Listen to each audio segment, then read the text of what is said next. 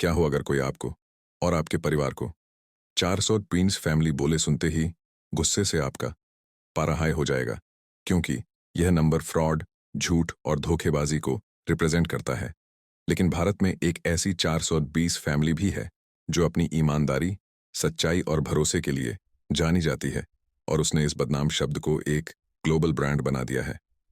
I think सुनकर थोड़ा अजीब जरूर लग रहा होगा, लेकिन मैं बात कर रहा हूं अग्रवाल 420 पापड़ ब्रांड की, जिसकी शुरुआत तो सिर्फ RS 150 से हुई थी, लेकिन आज इस ग्रुप की वैल्यूएशन RS 900 करोड़ को भी क्रॉस कर चुकी है। पर दोस्तों, सवाल यह है कि अग्रवाल फैमिली ने कैसे इस कंपनी की शुरुआत अपने घर के एक छोटे से रसोई से की। क्या है 420 नाम के पीछे की सच्ची कहानी, और क्यों दुकानदार इनके पापड़ को खाना तो पसंद करते थे लेकिन बेचना नहीं।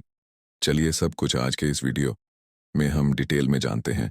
अग्रवाल 400 ट्विंक्स पापड़ जो खाए इसका हो जाए। अग्रवाल 400 ट्विंक्स पापड़ असल में टाइम था 1900 से स्टार्ट का। इंदौर के मल्हारगंज इलाके में 16 साल के हुकुमचंद अग्रवाल रहते थे, जो कि 3 भाइयों में सबसे बड़े थे।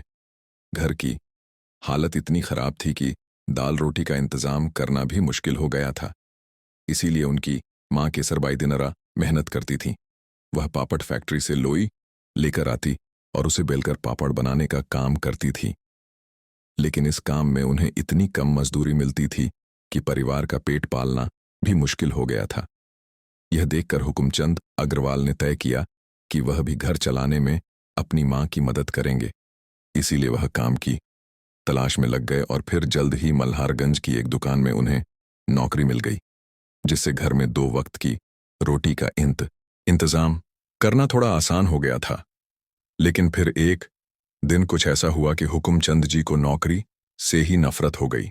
असल में हुआ यह कि दुकान का सेठ सबके सामने ही उन्हें बुरी तरह से डांटने लगा, और यह बात हुकुमचंद जी को बहुत खराब लगी, और उस डांट से उन्हें समझ आ गया कि अगर दूसरों के अंडर में काम करते रहेंगे तो फिर जिंदगी भर यूं ही झुक कर जीना पड़ेगा। और तभी उन्होंने सोचा कि अब कुछ अपना करना चाहिए।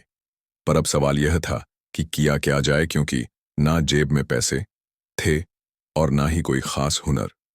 इसी टाइम पर जब उन्होंने अपनी माँ को पापड़ बेलते हुए देखा, तब उन्हें आइडिया आया कि पापड़ का बिजनेस भी शुरू किया जा सकता है। उन्होंने अपनी RS 150 की जमा पूंजी ली और बाजार जाकर उससे 5 किलो मूंग दाल, पापड़, खाकर और बाकी जरूरी सामान लेकर आए।